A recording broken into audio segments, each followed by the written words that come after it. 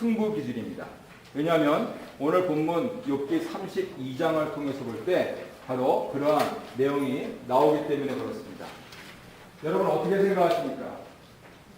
우리가 몸담고 있는 여러 조직이라든가 또는 회사라든가 정부라든가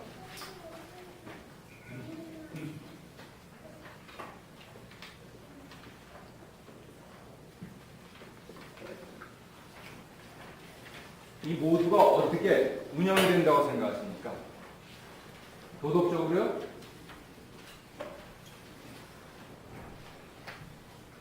실생활은 그렇지 않습니다.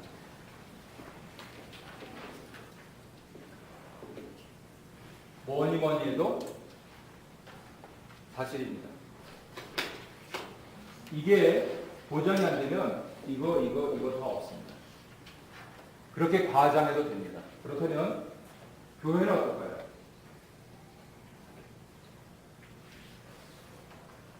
교회는 종교적인 단체입니까?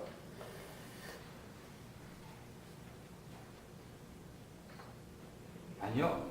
물론 이렇긴 하지만 이게 우선입니다. 우리 교회 헌금이 적다면 우리가 프리로 이렇게 수련할 수 있겠습니까? 못합니다. 여러분들에게 50불씩 상가비 내라고 했으면 이렇게 많이 모이실 수 있겠습니까? 못합니다. 이 문제입니다.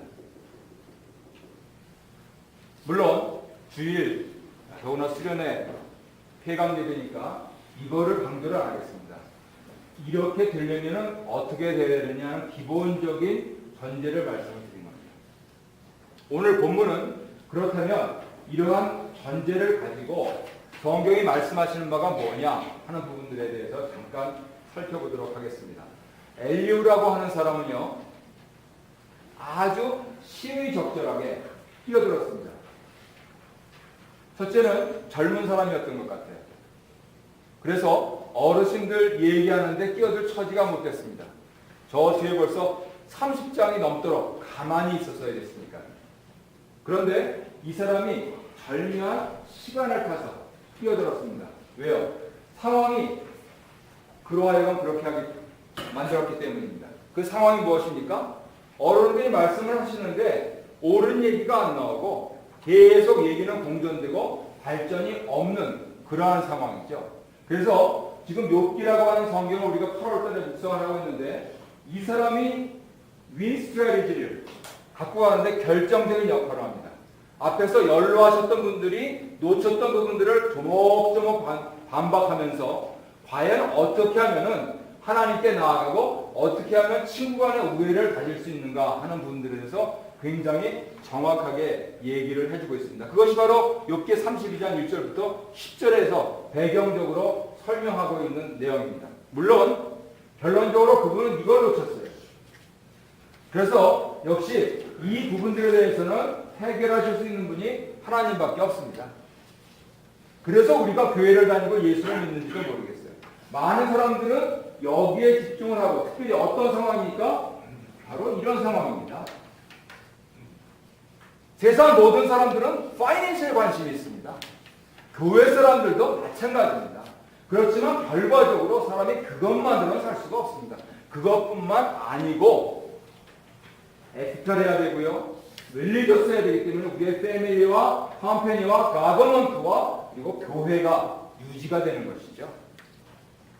그렇다면 이 상황에서 우리가 어떻게 사람에게로 넘어갈 수 있는가 하는 여기에 우리의 관심을 집중해야 되고 그리고 어떻게 좋은 결과를 내야 되는가 하는 점들에 대해서 고민들을 해야 됩니다.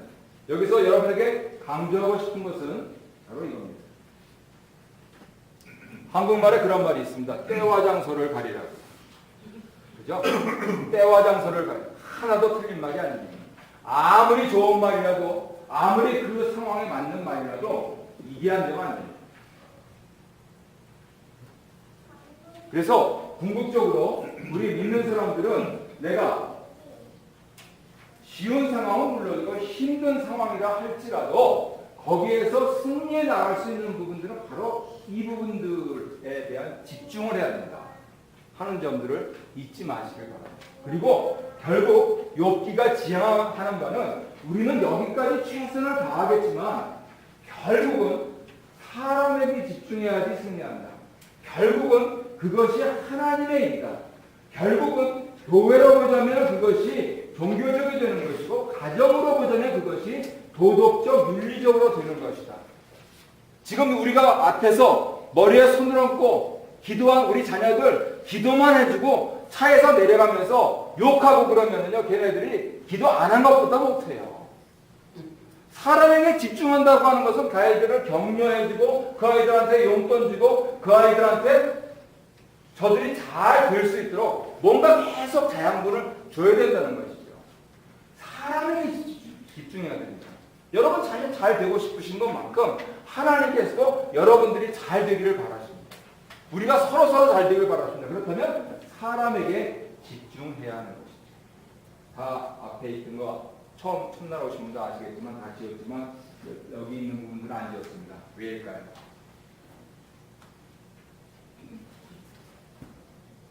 이 인연에는 사람들이 있기 때문입니다. 이분들이 있어서 이 수련회가 됐습니다. 여러분은 그것을 직접 보신 분들입니다. 그렇다면 그것을 배워서 우리 가정에, 우리 사업장에 적용을 하셔야 됩니다. 과연 나를 도울 사람이 누구냐? 가까운 사람은 가족이겠죠. 좀 나가면 헬퍼겠죠. 종업원이겠죠. 그랬을 때 과연 어떻게 이 사람에게 집중할까 하는 부분들 염두에 두셔야 됩니다. 다시 한번 장소 잘 가리십시오. 그래야 성공하실 수가 있습니다. 그랬을 때 결론적으로 말씀드릴 수 있는 것은 우리는 늘 묵상하면서 하나님 말씀 하는데, 왜냐하면 이런 부분들이 설명이 안 되면요, 그냥 개인만 하려고 해요. 부모는 잔소리 하는 거죠. 자녀는 말 듣고 하고. 목사는 잔소리 하는 거죠. 교인들은 최대 무기가 뭡니까? 교인들의 최대 무기는? 기도요? 네. 연말에 딴 데로 가는 겁니다. 연말에 딴 데로 가는 게 최대 무기예요. 제가 일을 시작하기에도 아까 이렇게 조금 협박을 들었습니다. 저 그럼 딴 데로 가요. 그게 최대 무기인 거예요. 그래서 개입하지 마세요. 좀 도와주려고 하는 것까지 괜찮아요. 그런데 지금 이 부분들은 역시 한계가 있습니다. 궁극적으로는 시너지가 일어나면서 자꾸만 상황에 집중하지 마시고 시간하고 장소에 하면서 사람에게 집중하면요, 결국은 뭔가가 나오게 되어 있다는 거죠. 우리 가정들이 어떻게 형성이 됐습니까? 남자가 여자에게 집중할 때, 여자가 남자에게 집중할 때 뭔가가 나오지 않았습니까? 할렐루야. 기대하고 있습니다. 굉장히 야한 얘기를 또 설교 시간에 하는 것 같은데. 그렇죠. 왜요? 그래서 우리는 그런 성경적으로 뭐라고 그럽니까? 재창조라고 하는 겁니다. 이게 없으면 사람 삶 안 나죠. 밤낮 바람이 쳇바퀴 돌아가듯이 나요. 그렇다면 만약에 감사하신 분들은 이런 플로우였나 보다라고 하는 걸 점검하시고 뭔가 새로운 걸 발견하시면 더 저한테 코멘트를 해주시고, 만약에 감사하지 못하는 일이 있다면 과연 어디에서 일이 벌어졌는가 하는 점들 점검하시기 바랍니다. 무엇보다도 처음 이겁니다. 이것부터 점검하십시오.